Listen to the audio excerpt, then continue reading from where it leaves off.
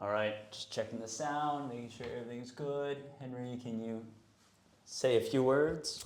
Hello, Tech. This is Hey. Henry. All right, I think that Is works. it clear? Yes, I think it works. Yeah, so today on the show, this is the first time I've actually been interviewed on my own show, but there are some podcasters that basically, it's kind of funny because I've never talked to all in English. Yes, we always mix between English and Cantonese. Yeah, That's so right. it's a bit awkward for me. But but anyway, it's I've known Henry for a long time. Henry also did a deep tech accelerator, That's right. a deep tech VC. fund, and so we've known each other for a while. And during COVID, we spent a lot of time brainstorming, shall we Yes. say? I think in this studio and outside as well. And so when I was thinking about just kind of what I did previously with AI and accelerator and those lessons, I really thought that you'll be the perfect person to talk to me about it because I couldn't think of anybody else that in Hong Kong where I think knows more about the subject matter and also kind of at least seen where I've been. So. So thank you. No, actually, no. Thanks for having doing me here. this. Glad to do that. Yeah. So cheers to Cheers. sake. As I first met you when you just came to Hong Kong, I think around 2016, 2017. I think it's Really? actually around the time, yeah. How? Like what was the occasion? Someone introduced us. I Right. forgot. Right. Someone introduced us. I think that some guys just came back from London with Techstars. We should meet up. Right. Okay. I think that's literally when we first met. I think just probably a year after that, then you started Zeroth. Yes. Right. Yes. Yeah. 2017, right? I Yeah. think. 2017. Yeah. That's right. Right.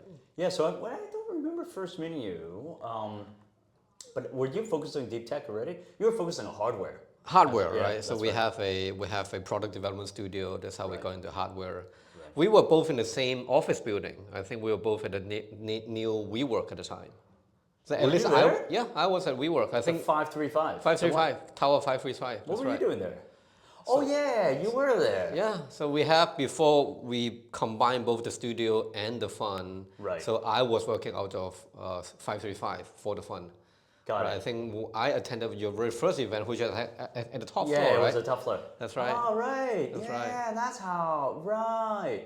So how many people? Like at that point, it was just 2-3 people. Two, three people there. for me, right? And then all my engineers are still in the other office. Right. Yes. That's right. That That's was a right. good office. That was a good office. It was good until they started raising rent, and then we left. But it was pretty. I would say they were cheap, but they were trying to get people in. They're trying to get people in. Well, the facility was pretty good. It was really They're nice. one of the first international Yes. co-working space in Hong Kong, right? You know who? You remember who ran it, right? Did you get a deal from him? I forgot. I did talk to.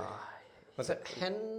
Yeah, Hen. Yeah, I was gonna say Hilton, but it's not Hilton. Hennick. Hennick Low. Yeah, that's right. That's right. So yeah, That's so he, I knew him from London actually, for some reason, and I ran into him, and then when I said I was moving back to Hong Kong, he said, "Oh, I'll give you deals." But I think they gave everybody deals. Yeah. To try to get everybody moving. That's right. But 535 was nice. It's a nice office. Good food options in Causeway Bay. Yeah, sorry, it's not even Right. one try. Yes, it's Causeway Yeah. Bay. Yeah. Great food options, good facilities actually for a period of time. I don't think they have that one anymore.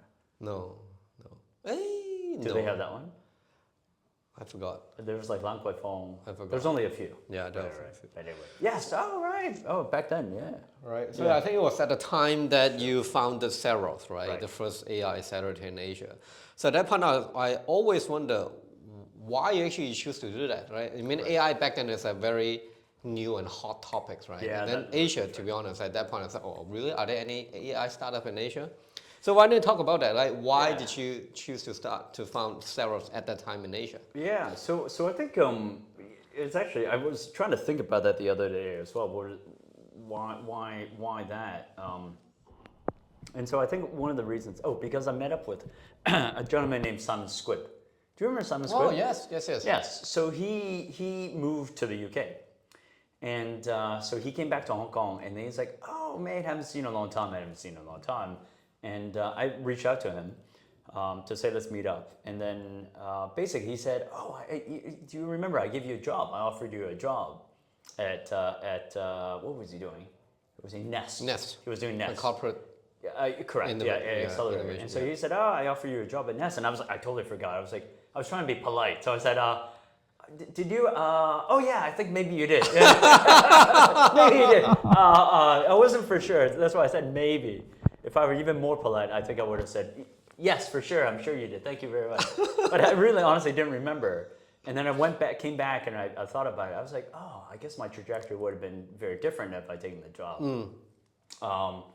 And so I was thinking about like, so why did I start kind of Accelerator? And I think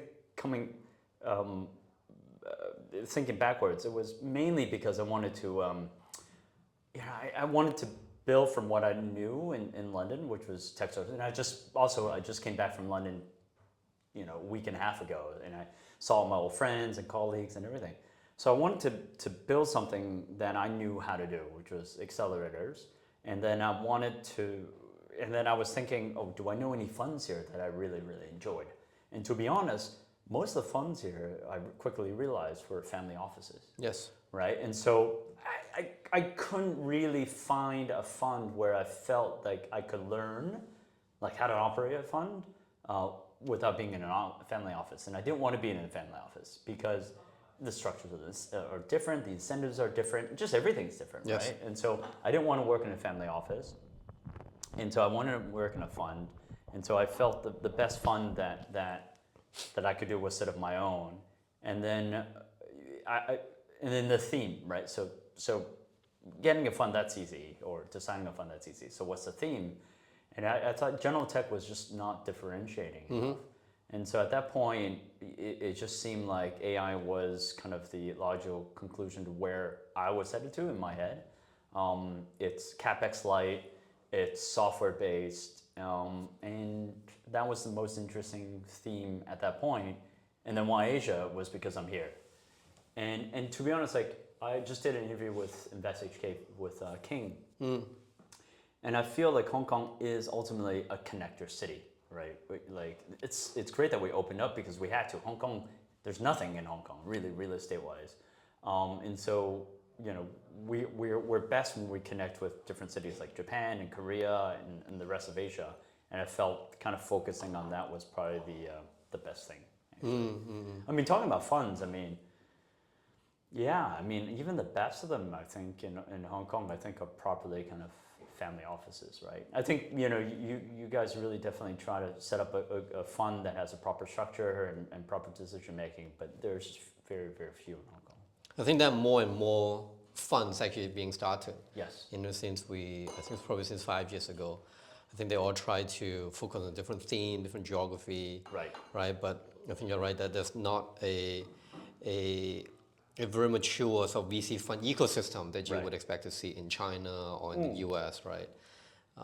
So coming back to sort of accelerators, right? Given that you started Zeroth, you did work at Techstars in London. We are thinking about starting our own new accelerator in Hong Kong as well. So what do you believe are some of the key elements that differentiate a good, successful accelerator from a not so successful one? Yeah, so I had some time to think about it. So accelerator is like, it's a bit of a misnomer in some sense, right? So the difference between, there's incubators, kind of accelerators, and their general funds. The fund is really just describes a structure, right? So the accelerator really is a fund at the end of the day as well. Or it can be a fund, or it can be kind of a company, whatever it may be, but generally it kind of describes a fund. And the accelerator and the incubator, I think it's the difference being incubator, they often provide they don't provide space, or they may provide space. Accelerator definitely kind of provides space. And the difference is accelerators usually are very like confined time, right, duration, so 3 months, right? So within that time duration, 3 months, they're supposed to accelerate your growth. And there's also this expectation of accelerators also being community-based. So I think those are kind of, those two differences are the big ones between incubators and accelerators. I think there are certain challenges that I've learned with accelerators, I think in Asia. I think one is there's not enough capital to build like a strong accelerator, in the sense, like usually your funds have a 2 and 20 model, right?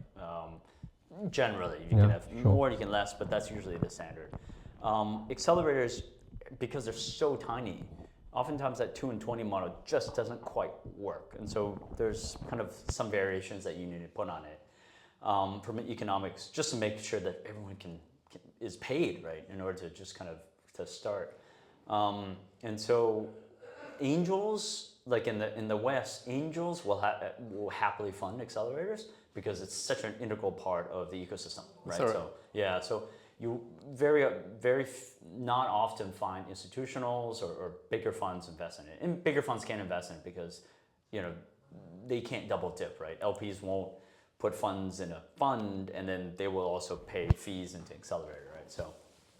So usually in the West, you'll find angels funding accelerators. We don't have enough angels in Hong Kong, right? I think that's another kind of issue, right? So because we don't have enough angels, it is hard to fund all those accelerators. So for my accelerator, it was funded actually almost entirely by UK investors, or at least 2/3 of the funds came from UK investors, right? So there's enough angels there. They're okay with the risk. They're okay with paying fees. It's a proven model. And then the rest was filled in by actually my Asian investors, which God bless them. I mean, they came in as well. But that's kind of the play. And oftentimes with accelerators, what you'll find is afterwards, they go into the corporate accelerator side, especially in Hong Kong, very, very quickly because of the fee structure. Because the accelerator itself is not big enough. The fee structure, the 2 and 20, doesn't work. And so in order to pay the fees, in order to pay the expenses, you need to basically get corporate to sponsor it. So in the West, they start kind of moving into the corporate side, but at a later stage. YC and Techstars and 500 were able to raise funds and continue raising even 5 or 6, 7 years before they moved into the corporate side. YC never moved into the corporate side, but Techstars and 500 did. And it's mainly because of basically, I think, the ecosystem of investors, of LPs into the accelerator versus accelerators, LPs and accelerators in Asia, or Hong Kong specifically. Interesting. So it's really the lack of the angel investment network that are willing to take some of the earliest risk. Yeah, exactly. It's early risk, right? Because everybody knows, right? Like accelerators are the earliest stage. It's the early stage kind of capital, and I think angels really understand that, and so they're willing to help do that because they understand, like, if you build the early stage ecosystem, only then can you really have an ecosystem. But I think the later stage players may not necessarily kind of see that or understand that. I mean, it's an interesting kind of, you made me kind of think, another way you could do it is maybe get later stage funds to invest. Yes. So something as a deal flow to them. Yeah, correct. So we tried that a few times. In fact, I helped out Sequoia to build out their surge program, right? The India program partner, the Singapore partner, Peter, he now lives in Europe. He was asking me how to build out Surge even before they started, and so that's possible as well. So I guess possible in the sense like they could also start doing it themselves, right? And so you start seeing that more, I think, in Asia, where the later stage VCs actually build out early stage deal flow rather than parting with capital or partnering up. In the West, I think it's more common where it's a little more diversified. And I think perhaps the only reason is because in the West, it can be much more specialized. You have later stage VCs, you have A to B, C or D beyond, and then you have your early stage guys. Here, what you'll find is most oftentimes they like to focus the entire ecosystem by themselves. Got it. Yeah. So if you look at sort of YC and Techstars, right, what make them great? Yeah. Like what make them sort of the de facto role model for all the accelerators or the aspiring ones? Yeah, I think, I've had time to dissect this as well. And in fact, I want to invite some of the other guys as well, Dave McClure and David Cohen, to get their views. I think they were in different time and different place. So True. I think when remember interest rates used to be very low. Really? Yeah, it's only recently. Yeah. Yeah, interest You mean last year? Yeah, exactly. It was only last year. It's only a couple months ago. When it was low, right? So I think people were pursuing, astronomical returns. So I think we were in different time, different place, where we were able to do that, right? So money was awash. I think accelerators has been around for about 10 years, 10, 11 years. So one, I think it was possible to do that. And why else did it proliferate? I think, it's obviously driven a lot by the three gentlemen, right? So PG from Y Combinator, David Cohen from Techstars, and then Dave McClure from 500. I think they really led the way, and they were really founder friendly. Having been a part of accelerators as part of Techstars and my own, you really have to put yourself at the mercy of the startups, and that's a very hard orientation. And there was this kind of wave of being founder friendly that I think, I don't really hear that anymore because I suppose everybody is founder friendly, but I think kind of they went on that wave as well. So low interest rates, founder friendly. And then if there's a third kind of point, I think there was this sense of like early stage was not really well done. It was not scalable. So before early stage startup or early stage focus VC or accelerator? Yeah, focus funds. There weren't that many. And so there were a lot of angels doing early stage, but it really wasn't structured as an asset class.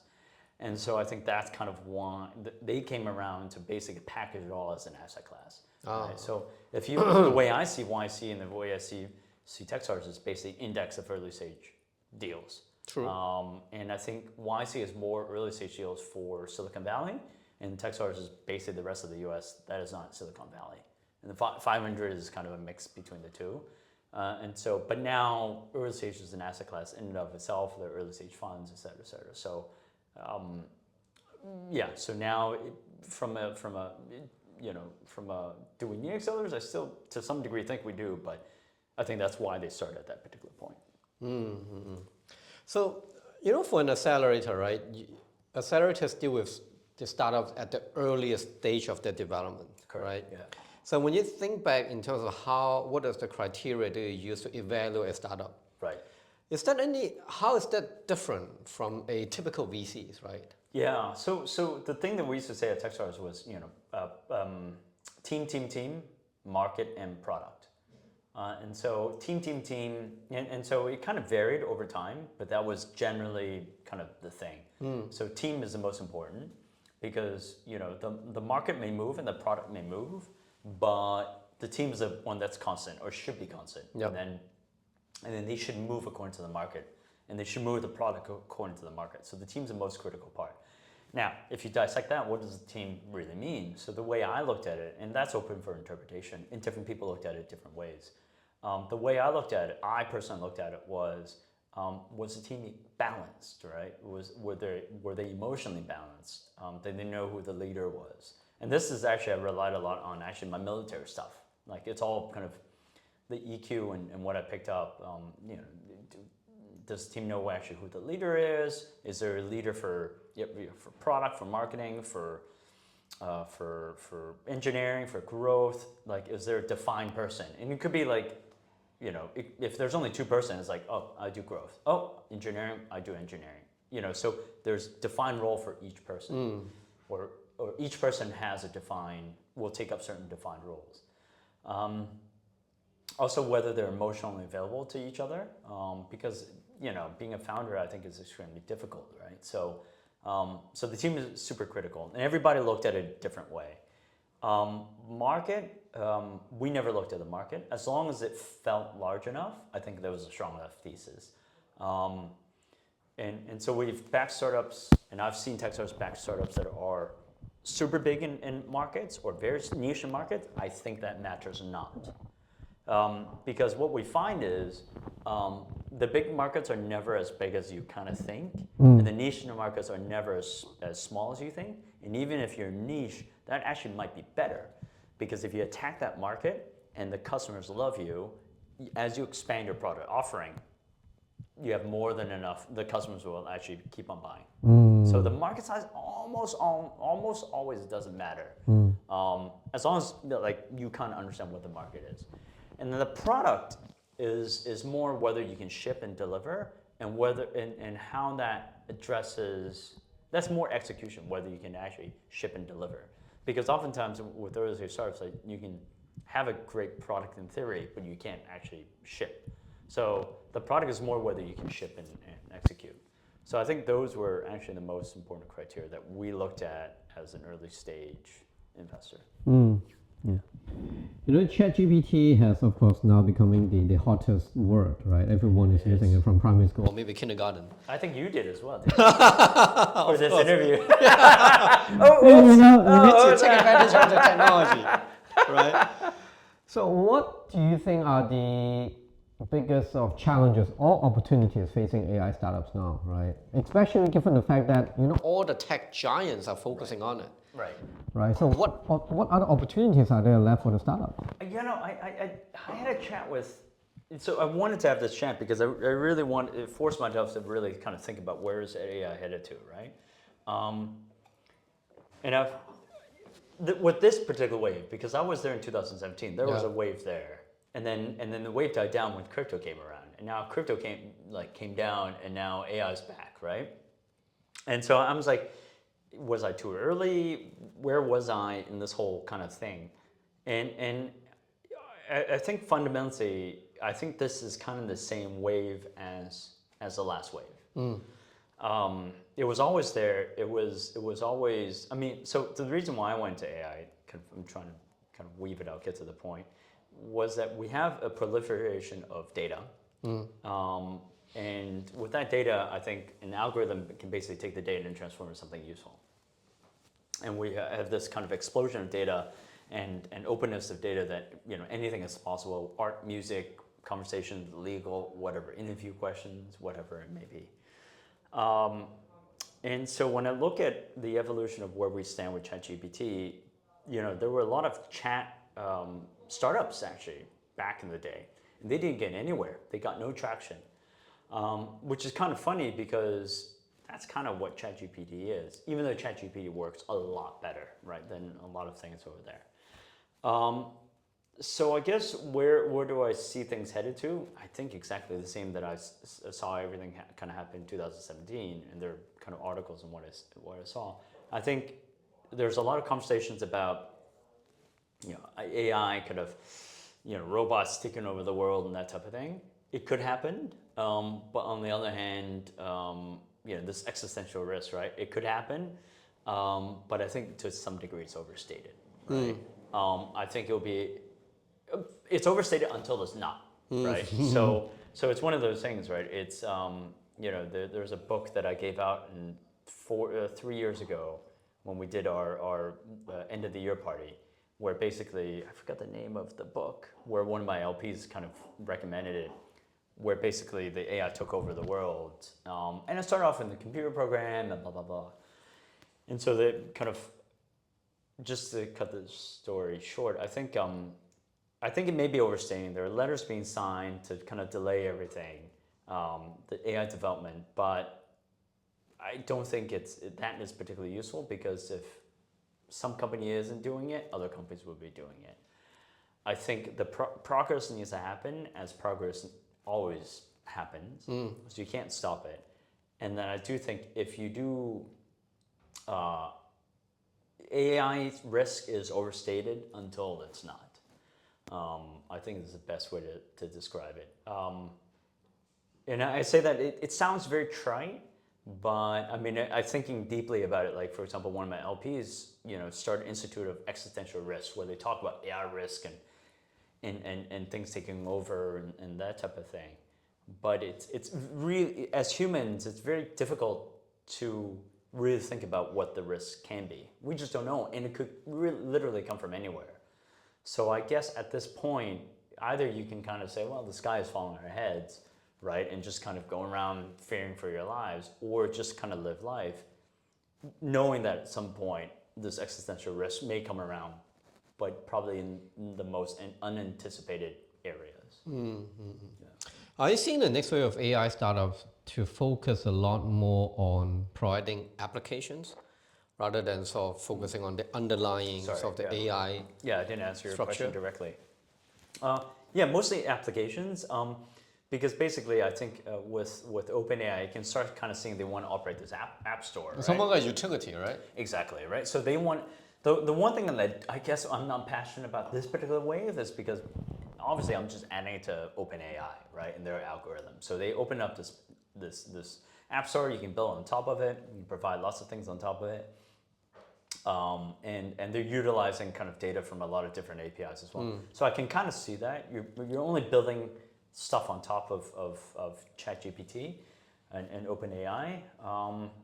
So yeah, I think the innovation will happen in the application space. On the infrastructure space, it's possible, but I think it's very difficult. So when we're like investing in Zeroth, infrastructure plays are interesting and much needed, but investors won't invest in infrastructure plays Because of long time, it's too capital yeah, intensive. and it's too wide.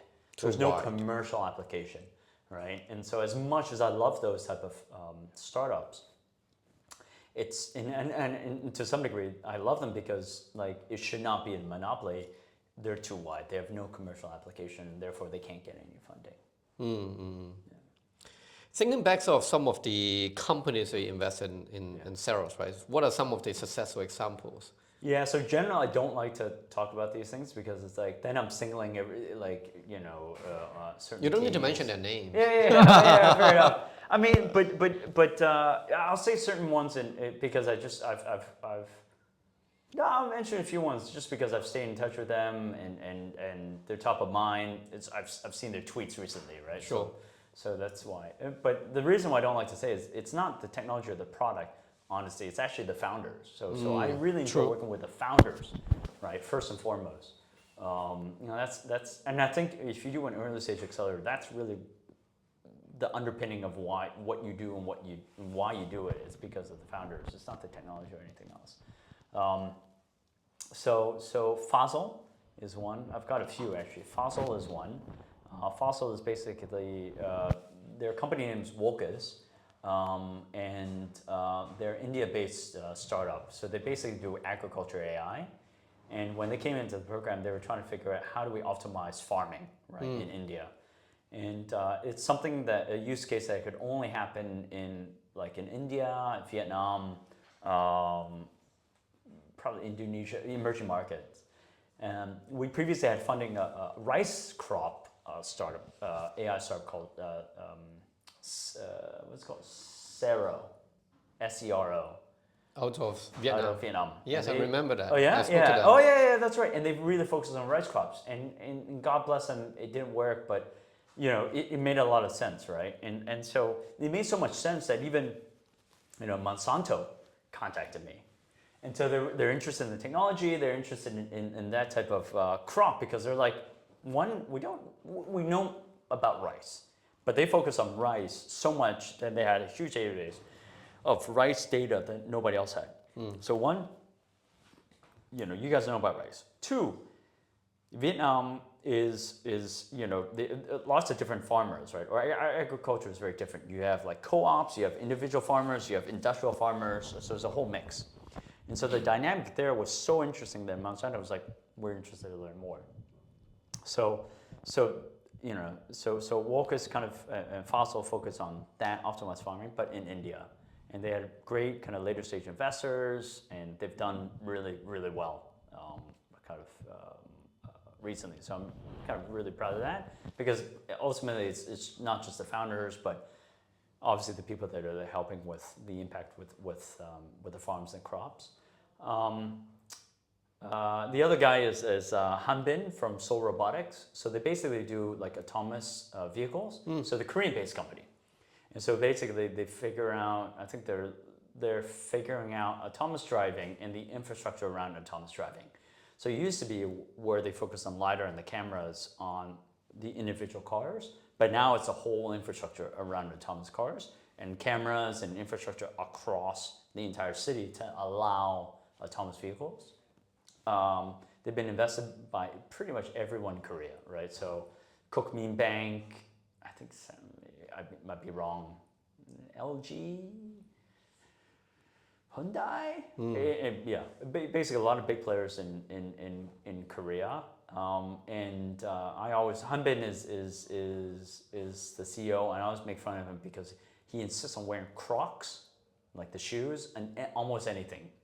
He's going on a trip right now with the Korean president to meet the U.S. president, and he's still wearing the damn Crocs. So that's right. The trip is happening this few days. Exactly. Yeah. So I made fun of him. Because he's like, I'm going on this trip. And I was like, I hope you don't wear those Crocs again. That's his thing. Love him or hate him, that's who he is. And so he made some, great strides and stuff like that. But he's just a character. And then two in Hong Kong, I think that I remember. There's a few in Hong Kong. Actually, I won't say anything about Hong Kong. I don't think that's right.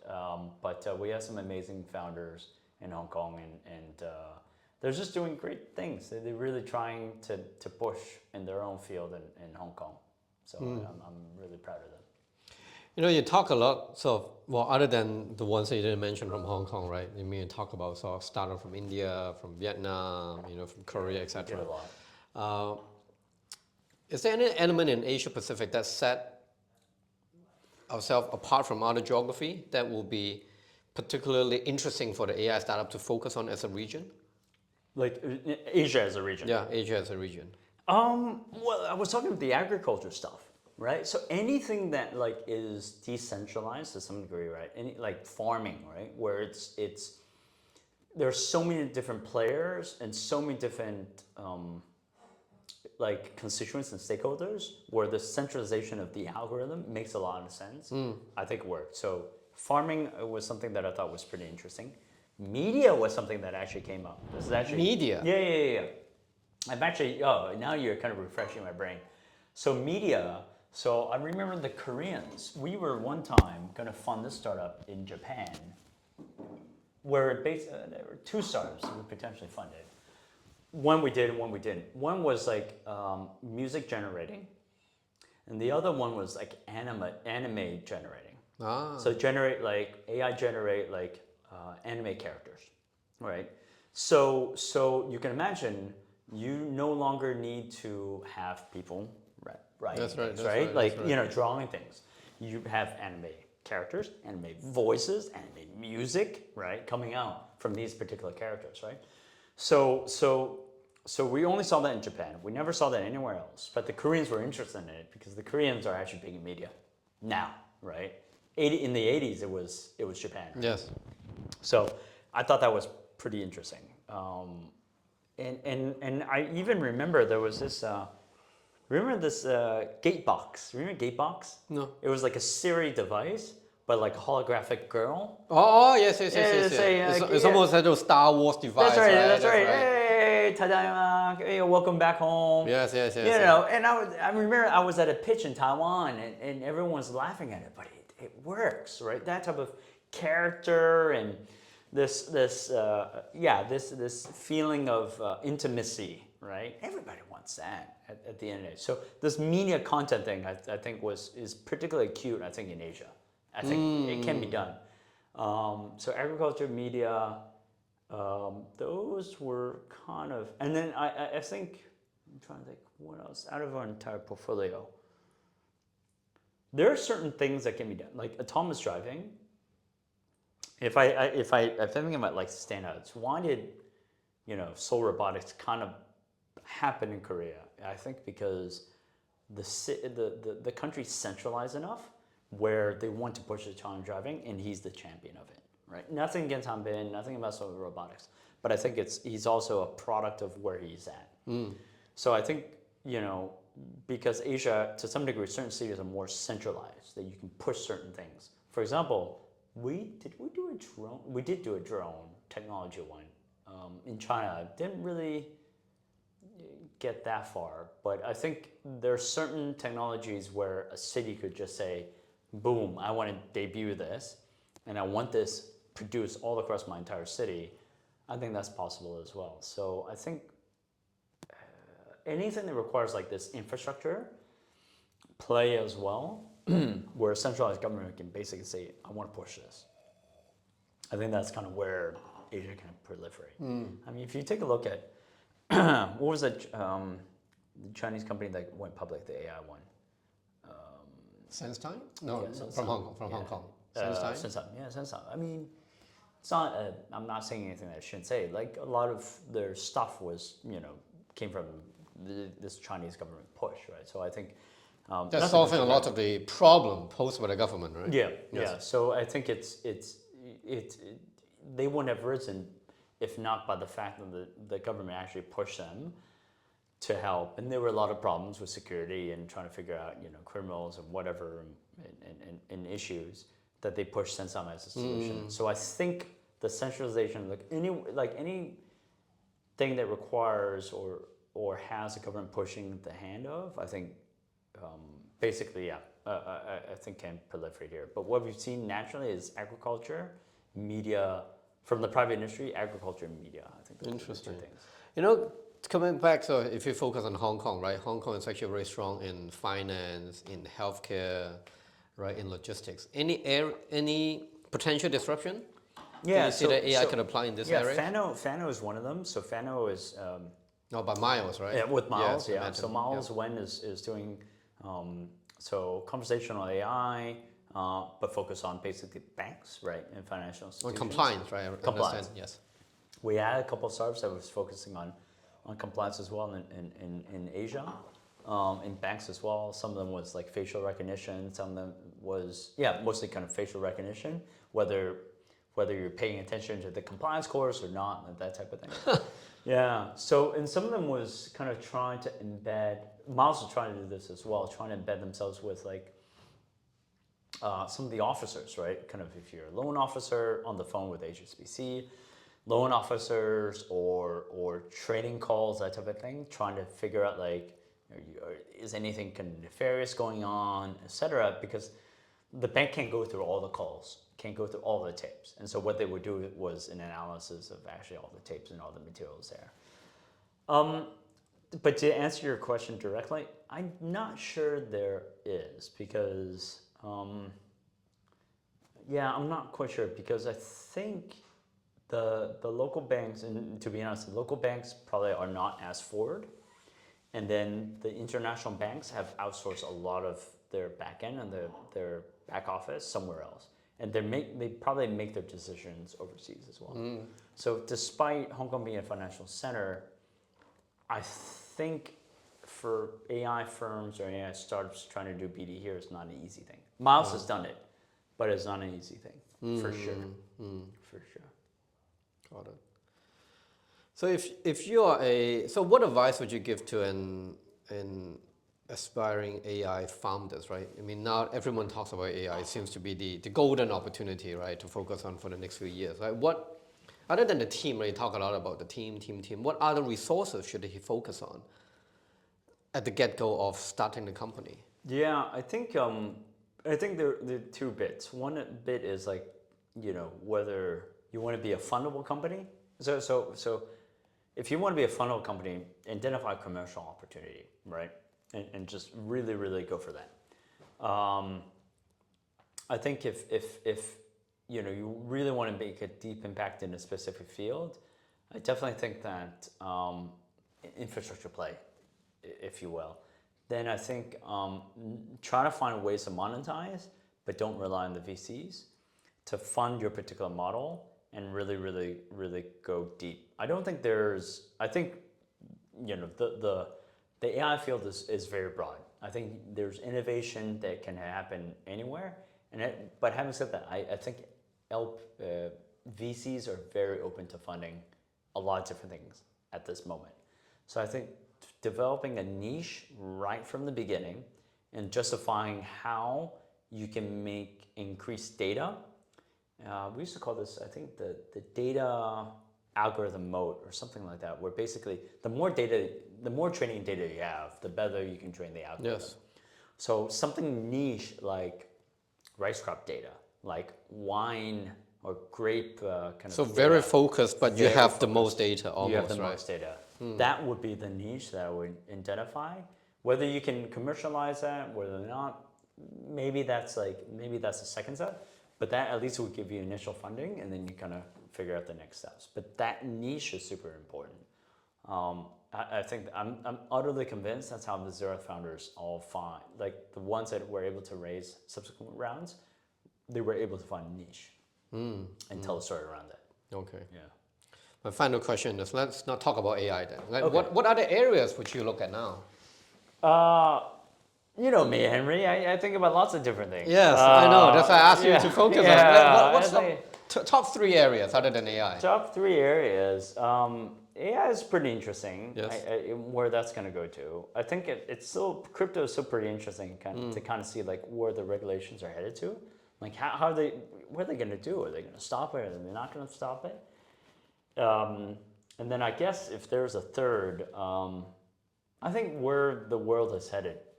So I think all the other 2 stuff were just canaries in the coal mine. I think everyone's kind of thinking about where with interest rates happening. So the world is shifting to a place that this generation I think have not seen before, and we have seen because we're slightly older.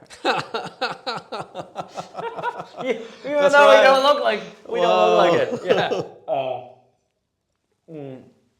We haven't seen it in a long time.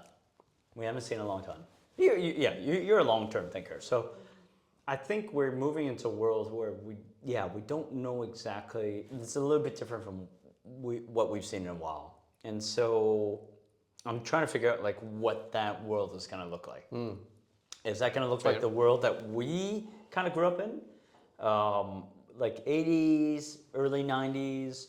Or is it going to be like a darker path ahead? I think all indications and all conversations always say it's a darker path ahead. But I think every generation says it's a darker path That's ahead. right. That's right? right. Like that's it right. must, right? It must. I think we're just like in time in history, we're just going to be a little bit different. We have to adapt. And I think this particular world is going to be more fragmented. There's it's a multipolar world. There are opportunities in multipolar worlds, and I do think the people that can exist and can thrive in a multipolar world are the ones that will survive. So the ones that can speak multiple languages, right? The people can. Actually, I do think, ironically, Hong Kong people are actually very well positioned. People are comfortable with Western culture, with Chinese culture, with French and Italians here, I think are the ones that can kind of find their way, because I think in this new world, flexibility and resilience, I think is going to be quite key. It's funny. It's like we have kids. I mean, even earlier on, they talk about resilience. I don't know about yours. That's right. That's right. They talk about resilience, and they're kind of like, are they laggards in the sense they talk about resilience, or are they forward thinkers who think about resilience? And I think it's a combination of the two. They see things as well on that side. Yep. And I think resiliency is going to be quite key. Good. It sounds like Hong Kong still have a lot of hope. I think so. Hopefully. And that's why you are still in Hong Kong. That's what you are. That's right. That's right. And we should welcome more people to come to Hong Kong. We should come to Hong Kong. That's right. Cheers.